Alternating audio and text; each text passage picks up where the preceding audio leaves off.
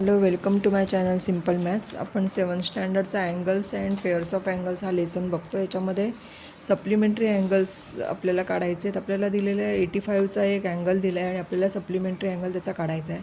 तर supplementary angles म्हणजे काय, तर दोन अँगल्सची जी टोटल 180 असते तेव्हा ते एकमेकांचे सप्लिमेंटरी अँगल्स असतात.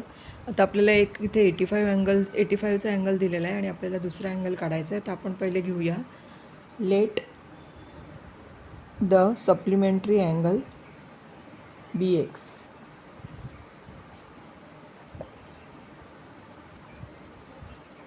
कारण आपल्याला तो दिलेला नाही आहे म्हणून आपण x घेतला.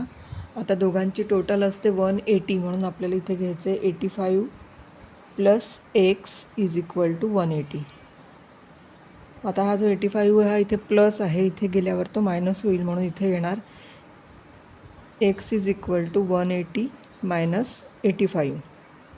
आता या दोघांना जर मायनस केला पण तर एक्सची व्हॅल्यू येते, म्हणजेच तो सप्लिमेंटरी अँगल येतो 95चा. Therefore the supplementary angle of 85 is 95 degree.